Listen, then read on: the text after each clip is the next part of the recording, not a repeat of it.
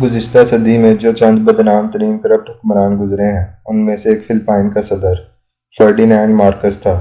ایک محتاط اندازے کے مطابق وہ اکیلا فلپائن سے $10 ارب لوٹ کر لے گیا۔ اس کی بیوی امیلڈا مارکوس جو 1953 کی ملکہ حسن تھی، اس کی تعیش کا یہ عالم تھا کہ جب 1986 میں اس خاندان کو صدارتی محل سے نکالا گیا تو وہ اپنے ساتھ سونے اور ڈالروں کے کریٹوں کے علاوہ پوری دنیا سے خریدے گئے 3000 ڈیزائنر شاپ سے خریدے جوتوں کے جوڑے بھی لے کر گئی۔ فلپائن نے امریکہ سے 4 جولائی 1948 کو آزادی حاصل کی۔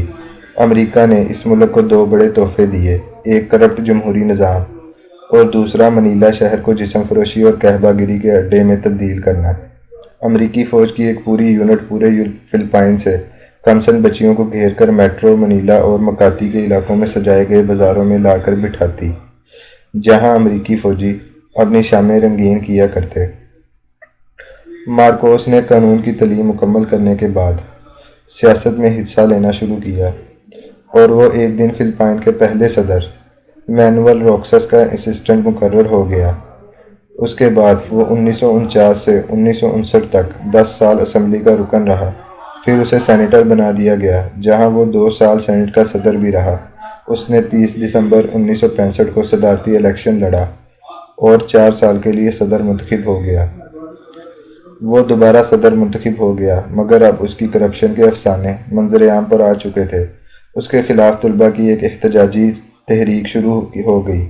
اس نے اس تحریک پر روس اور چین کی سرپرستی کا الزام لگایا اور 21 ستمبر 1972 کو ملک میں مارشل لا نافذ کر دیا اور اپوزیشن لیڈر بنیگوانا اکینو سمیت 60,000 افراد کو جیل میں ڈال دیا۔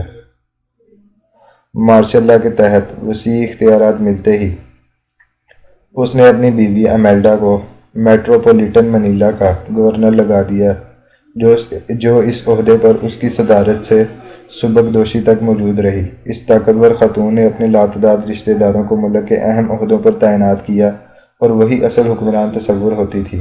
مارکوس کی سیاست ہمیشہ سے ہی پرتشدد رہی تھی۔ ایک شخص جولیو نالندن نے 1935 میں جب اسے دوسری دفعہ ہرایا تو اس نے اسے صبح سویرے دان صاف کرتے وقت قتل کروا دیا۔ اسے موت کی سزا ہوئی مگر وہ اپیل لے کر سپریم کورٹ چلا گیا۔ سپریم کورٹ کے جسٹس جوز لارل نے بھی زمانہ طالب علمی میں کسی کو قتل کیا تھا اور اس کی سزا کو سپریم کورٹ نے ختم کر دیا تھا، جس کے بعد وہ ایک اچھا بچہ بن گیا تھا۔ جج نے اپنے اس تجربے کے تحت مارکوس کو اچھا بچہ بنانے کے لیے پھانسی کی سزا ختم کر دی۔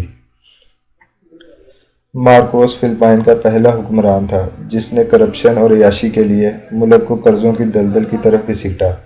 مارکوس جب برسر اقتدار آیا تو ملک پر 1 ارب سے بھی کم یعنی $360 کروڑ قرضہ تھا، لیکن 1988 تک یہ $26.5 ارب ہو گیا۔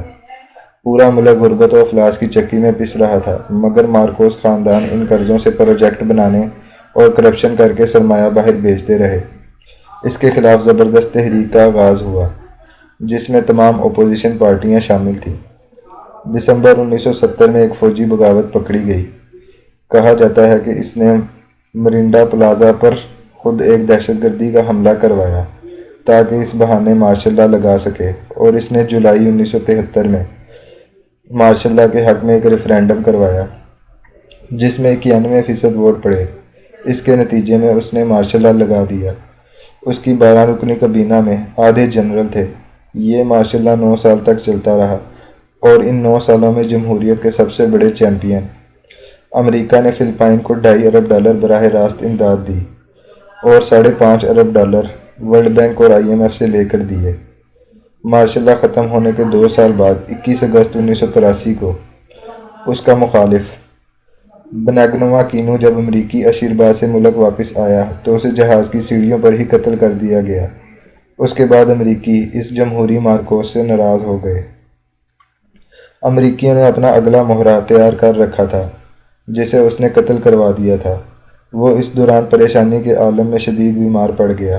اس کی بیماری کے دوران کاروبار سلطنت امیلڈا مارکوس نے سنبھال لیا۔ امریکی صدر ریگن نے امداد روک دی۔ اگلے صدر جمی کارٹر نے تو اس کا نام انسانی حقوق کے قاتلوں کی فہرست میں ڈالا۔ ابھی اس کی مدت صدارت میں 1 سال رہتا تھا لیکن اسے الیکشن کروانے پر مجبور کیا گیا۔ بدنام الیکشن کمیشن نے 7 فروری 1986 کو اسے کامیاب قرار دیا۔ عوام نے اس رزلٹ کو نہ مانا اور آزادانہ الیکشن کے لیے تحریک شروع کر دی، جو اس قدر کامیاب ہوئی کہ صرف 19 دن بعد مارکوس ملک چھوڑ کر امریکہ کے جزیرے ہوائی میں جلا وطن ہو گیا۔ اس کے خلاف کرپشن اور بددیانتی کے لاتعداد مقدمے مقامی اور عالمی عدالتوں میں چلائے گئے۔ کمیشن بیٹھے اور تحقیقات کے بعد ثابت ہوا کہ مارکوس اور اس کے تمام خاندان کے افراد 30 ارب ڈالر لوٹ کر ملک سے باہر لے گئے ہیں۔ جائیدادیں ضبط کرنے اور دیگر عالمی ذرائع سے زیادہ 4 ارب ڈالر واپس حاصل کیے جا سکے۔ مارکوس 1999 میں جلا وطنی کے دوران ہی مر گیا۔ لیکن اصل کہانی اب شروع ہوتی ہے۔ اس کی بیوی امیلڈا مارکوس، جو اس وقت 92 سال کی ہے، اپنے خاوند کے انتقال کے 2 سال بعد ہی وطن واپس آ گئی۔ لوگ اسے اپنے درمیان دیکھتے ہی سب کچھ بھول گئے۔ وہ ایئرپورٹ سے سیدھی ایک گرجے گئی۔ عام لوگ اس کے گرد جمع ہو گئے اور یہ نعرے لگانے لگے کہ مارکوس کی خفیہ دولت لوگوں کے دل میں ہے۔